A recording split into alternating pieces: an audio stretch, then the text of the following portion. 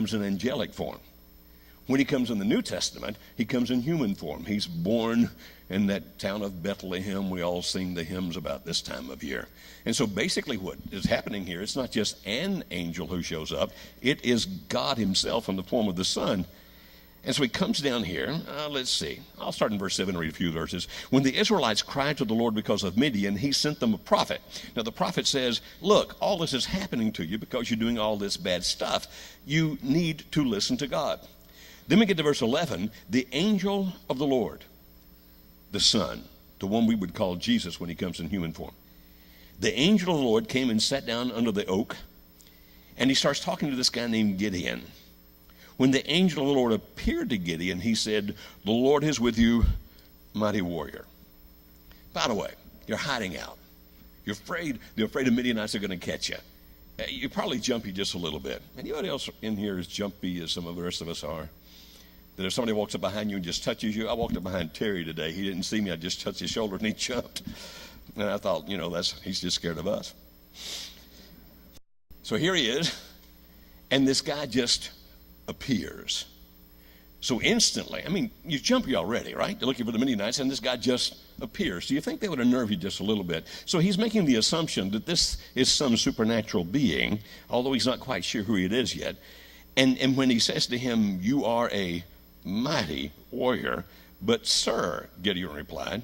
By the way, what he actually says is, but Lord. The NIV translates it as sir. But Lord, Gideon replied, if the Lord is with us, why has all this happened to us? Where are all his wonders that our fathers told us about when they said, did not the Lord bring us up out of Egypt? But now the Lord has abandoned us and put us into the hand of Midian. This is how you know he's a church person.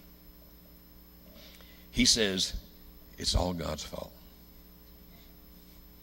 You see, God, according to what we've been told by those who went before us, does all these wonderful miracles. Yet for 7 years now, we've been under the hands of the Midianites. What's wrong with God? You see, he's still not accepting responsibility either for himself or for his people, that they have turned to Baal and other idols.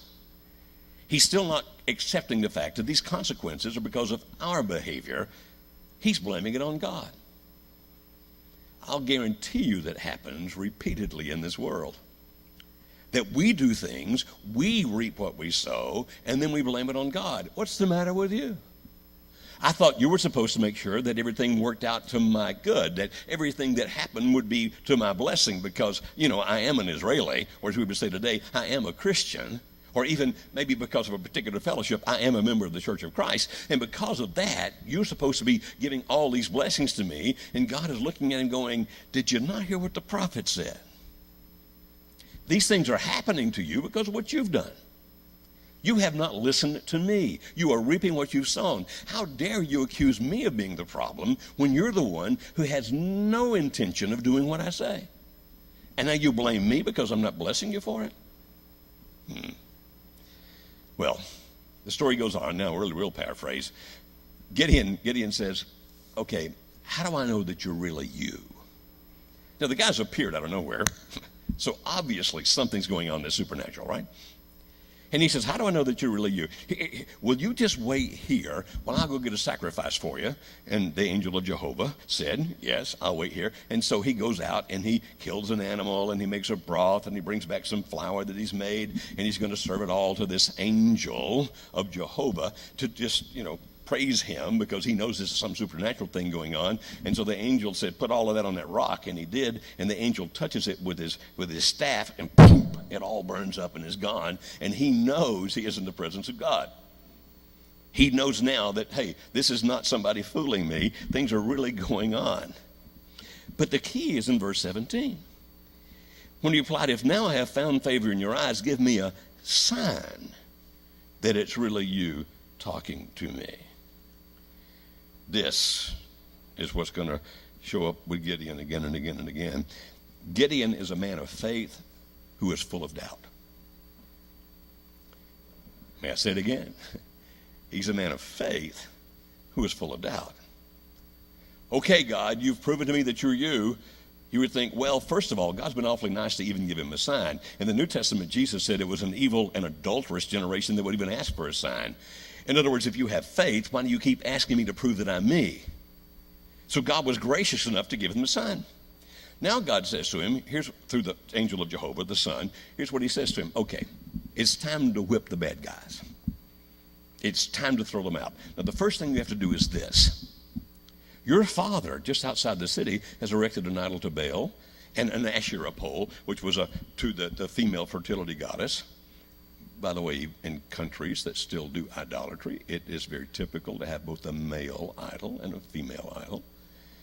If you go, for example, some of the villages in West Africa where they still practice many of those religions, you will find that there's an idol just outside the village that's masculine. It actually has masculine features. And there is an idol just outside the village that has feminine features, both a male and a female. By the way, if you go there, you'll also see the blood on the ground, or at least soaked into the ground, and the feathers where they've made sacrifices of the animals they have available, which in that part of Africa now are chickens, if they have any at all, because they've eaten everything else. And he says, I want you to go tear down those idols. Build an altar to me. Now, if God came and told you to do something, this is what you want to do, go do it. Do you then find yourself so full of faith saying, God sent me, I'm going to go, it's going to be cool? Gideon, the faithful man full of doubt, the one that God believed in him more than he believed in God, the one that actually God believed in him more than he believed in him, he says, I'll do it. But if you read the text, and we don't have time to read all the verses, he was afraid to do it during the daylight hours. Somebody will see me. I'll get in trouble. So he goes up at night. He tears down the Asherah pole to the female goddess. He builds an altar using that as the wood now to light. And he sacrifices an animal up there. And the next morning, when the villagers realize, hey, our idol to Baal is gone, our idol to Asherah is gone, who did it? Whoever it is, they're going to die. He said, no, wait a minute, weren't these Israelis? Yes, I mean, weren't these people of God? Mm-hmm. And they are so intent. Now, in the Catholic Mass, the bells means you come to the most serious part. Is that what's happening here? Okay. Because I remember reading a story many years ago where there was a kid who was visiting a Catholic Mass, and the bells started ringing. He didn't realize it was supposed to be the most serious part, and he turned to his mom and said, what are those bells? She said, it's God. He said, well, why doesn't he answer his phone? Which is what I'm just saying to whoever had that one going on. Answer the phone. All right. So the people finally figure out it is Gideon. We will kill him. And Gideon's father speaks up and says, let Baal defend himself. If you kill my boy, I'm going to kill you. So let Baal defend himself. So people started calling Gideon Jerubbaal. Let Baal contend is what it means. In other words, if Baal wants to defend himself, let it. By the way, why do you think that religious people who actually still believe there is God in heaven would also go to idolatry? Have you ever thought about why anybody would do that? We still do it. Well, I guarantee you we do. I actually heard somebody, as a matter of fact, I hear this quite often. If the Lord wills, knock on wood. Knock on wood is part of an old superstition. Or, actually, I heard somebody say this the other day, thank God and my lucky stars. What? Your lucky stars have to do with astrology, you know, the alignment of all the planets and the stars, and it's supposed to affect you individually. You can buy a paper and they have astrology which says how the alignment of the stars is supposed to fix you today or affect you today. And you do realize, by the way, that the astrologers, not the astronomers, the people who actually study stars, they were fine, but the astrologers, the ones who believed your life were governed by the stars, and the Old Testament were actually executed because they were leading people away from God. And yet there are people today, oh, and if you sneeze, the old superstition was if you sneeze, your soul goes out, and so somebody will say Gesundheit or God bless you, which is the old superstition of they put the soul back in you, that God will bless you and you won't lose your soul. We have all that superstition worked into all of the things that we do today. I'll guarantee you, if somebody sneezes and you do not say God bless you, they will not lose their soul. And I'll guarantee you that whatever alignment the stars are in is not going to affect any of us individually. The only way the stars are going to affect us is if one gets out of orbit and starts heading for us, and then we're all dead. Right? And most of the wood we knock on is not even wood anymore. It's plastic. None of this stuff works. So people tend to have their superstitions. They had their superstitions. We tend to have our superstitions. I was listening to a radio program, 3 or 4 years ago, where they claimed that you could take one of the saints from the Catholic Church, I can't remember which one it was, and if you bury him upside down in your front yard, you could get pregnant. And so people that wanted to have a child, no, I'm sorry, not get pregnant, that was a different statue, that you could sell your house. That if you had your house in the market, you took the statue, buried it upside down in the front yard, and you could sell your house. It's all superstition. So now God says, get your army and go for it. He goes out and starts recruiting people. 32,000 show up. Not 32,000 soldiers. 32,000 farmers and shepherds and merchants. And the Midianites are camped out over there. Now, it'll say at this point that they were innumerable, but later that tells us how many there were. Okay, so kind of some hyperbole to begin with. There's 135,000 troops, 135,000 trained, well-armed invaders against 32,000 farmers and shepherds and merchants who have made weapons the best they can out of whatever they can find. Okay, you're in Vegas. You're a gambler. You're going to make a bet. Which side do you bet on? I mean, the odds are about 4.21 to 1. 4.21 soldiers to citizens, trained, untrained, well-armed, hardly armed at all. Which way are you going to bet? You're going to say, these guys are going to massacre those guys. God looks at Gideon and says, you have too many soldiers. Gideon's got to be thinking, I need to talk to the angel in charge of accounting. Somebody up there is not figuring this odds right. 4.21, I mean, we're in bad shape already. And God said, so tell any of them who want to go home they can. All right, I've never been in the military. Therefore, I've never been in a military battle. But I'm wondering if just before the battle, they came and said, anybody who is scared to go can go home, which way I'd go. Now, when I was younger, I might have gone to fight. At this age, I'd be going, I'm tired. 22,000 of them said, thank you kindly, and they headed out. Now there's 10,000 good guys left against 135,000 bad guys. That math is easy. 13.5 to 1. Now who are you going to bet on? God says, you got too many. Send them down to drink. And the way they drink, the way, if people drink this way, I'm going to put them in one group that drink that way. And so some of them get down on their knees and drop their faces into the water and drink. Others lap it up with their hands. Only 300 lap it up with their hands. He said, take those 300, there's your army. And Gideon's got to be going, 32,000 was going to be a pretty bad battle. And now I've got 300 men to fight 135,000 men. And you're saying, why in the world did God do that? Well, God said so that when this battle is over, you won't all look around and go, we were tough. We whooped them. I want you to know that this is from me and not by what you guys do. But there's an implied second part to that. Gideon's always asking for a sign. You see, just before he called his army, when God said, go out there and fight them, that famous story you've heard all your life. He said, Lord, I just need to know, is this really you? I'm going to take this fleece, it's a lambskin kind of thing, wool on it. I'm going to put it out there, and what I want you to do is make the dew just fall on the fleece and everything else stays dry. God said, okay. He gets up the next morning, everything's dry. He picks up the fleece, wrings out a whole bowl full of water. You got to be thinking, okay, God's now giving you 2 signs, and God's not into signs. He's being very patient with you, boy. But Gideon got to be thinking, what if somebody spilled their Coke?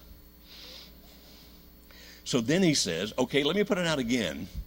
And this time make everything else wet and keep the fleece dry, because nobody's got that much Coke. The next morning, that's what happens. Now God said, I've given you 3 signs. Because, son, you just don't have enough faith. I'm going to teach you faith. Now you're going to fight 135,000 men with 300. Gideon said, I'm scared. God said, okay. Fourth son, sneak down there and listen to them talking during the night. Take your servant with you because I know you're scared. Gideon sneaks down there. He hears two of them talking. They talk about a dream they had. He instantly understands that the dream was God's fourth sign saying, you're going to win. You're going to whip these boys.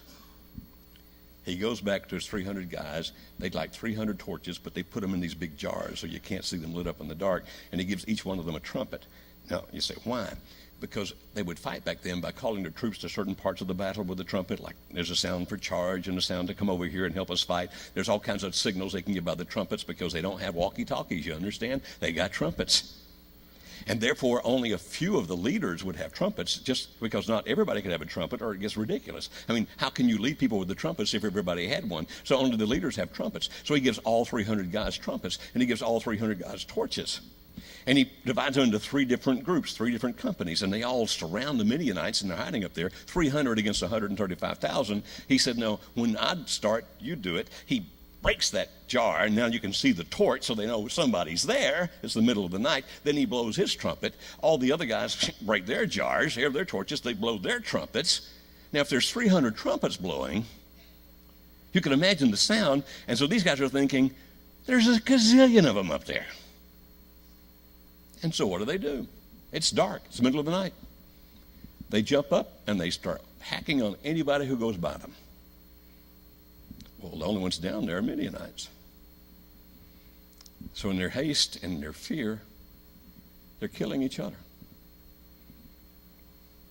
By the way, I'm convinced the devil watched that and went, that's good.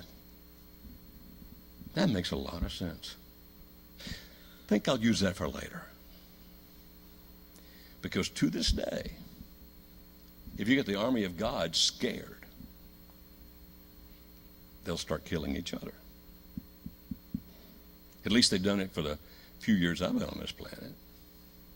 Just get them scared. That's all they have to do. And in their confusion, in the darkness, because they can't see all they can see is the lights up there. They don't see the light here. They're not illuminated by me, by God. And have you ever seen it happen?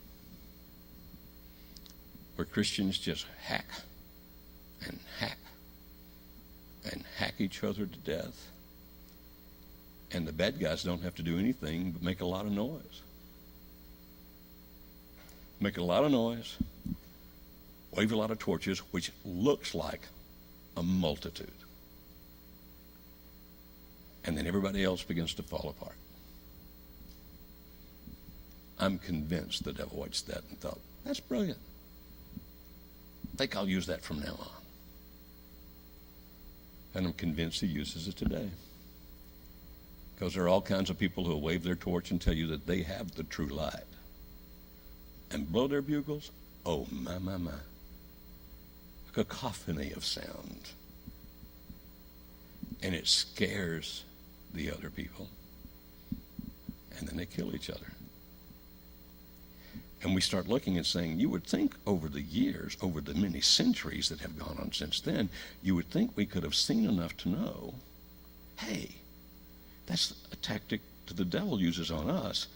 Let's quit killing each other, calm down, light our torches, and see what's really going on before we do anything else, because otherwise we're going to destroy each other. It would seem to me that through the history of Christendom, somewhere along we would have figured that out, except we're right back to the opening premise. All of us, each of us, had sometimes just cannot figure out that what's happening is the consequence of my behavior. It's somebody else's fault. It's God's fault. It's your fault. It's his fault. It's her fault. Not my fault. Or if we just stopped and looked at it and thought, wait a minute, every time we do this, this negative consequence occurs. If it happened instantly, like lighting a match, we'd get it. But by taking time, we just get lulled into doing it again and again and again. So how does the story end? Well, there's a great victory. Gideon kills them all.